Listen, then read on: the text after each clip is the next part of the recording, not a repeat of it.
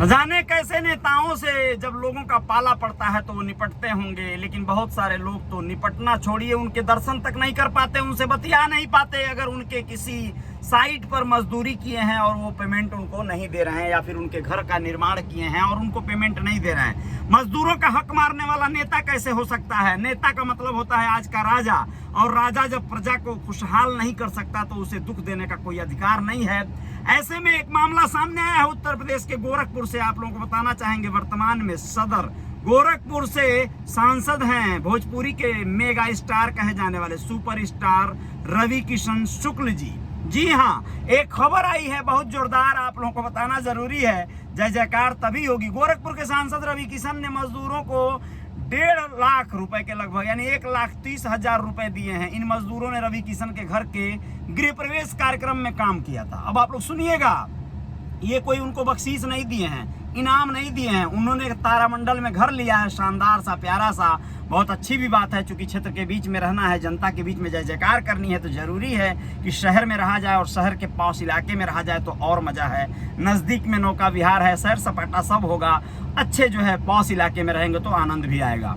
तो रवि किशन जी जो है यहाँ पर गृह प्रवेश के दौरान अपना कार्यक्रम के दौरान कार्य करवाए थे मजदूरों से, लेकिन इनको मजदूरी का पैसा नहीं मिला था। इसके बाद मजदूरों ने बुधवार को सीएम यानी यहाँ के चीफ मिनिस्टर जो हमारे मुख्यमंत्री जी हैं योगी के जनता दरबार में शिकायत कर दिया कि भैया हमको जो है बाबा जी किसी भी तरह से सांसद जी की तरफ से हमारा पैसा, हमारा मजदूरी नहीं मिल रहा है।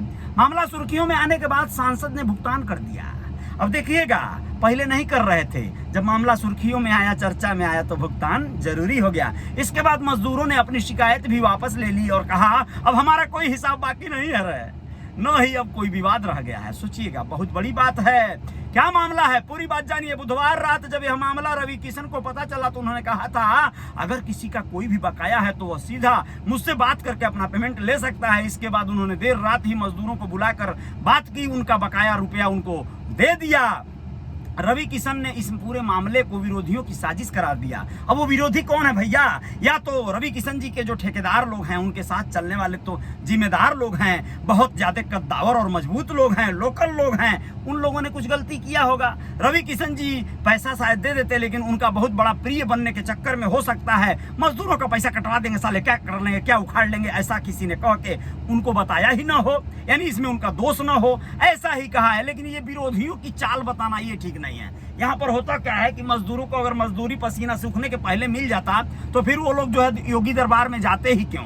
यहाँ पर जो है साजिश और प्लान कहीं कुछ नहीं है। सुनिए, रवि किशन ने इस पूरे मामले को विरोधियों की साजिश करार दिया। उन्होंने मजदूरों का वीडियो सोशल मीडिया पर पोस्ट करके लिखा, क्या कहूँ, गोरखपुर के कुछ विरोधी प्रवृत्ति के परास्त और हताश लोग मुझे बदनाम करने के लिए वह किस स्तर पर उतारू हो जाएंगे हम सोच ही नहीं सकते थे।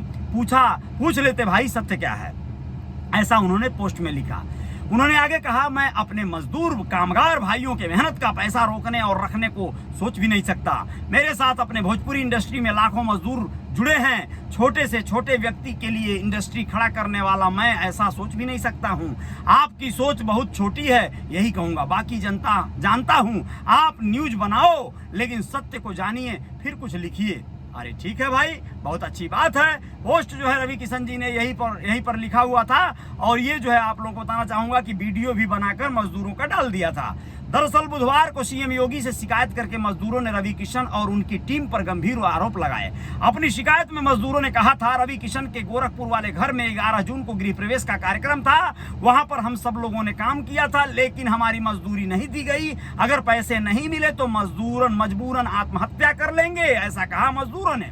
मजदूरों ने यह भी कहा कि रवि किशन से बकाया पैसा मांगने पर वे अपने सहयोगियों से पेमेंट लेने की बात करते हैं, जबकि उनके सहयोगियों से पैसा मांगने पर धमकी मिलती है। भाई, सांसद के सहयोगी कहते हैं तुम लोगों को मार कर बंद करवा देंगे, साले ससुरे कहाँ जाओगे बे भाई, बुढ़वा कहीं का। तो ऐसे जो है मजदूर बेचारे हताश थे, परेशान थे, लाचार थे।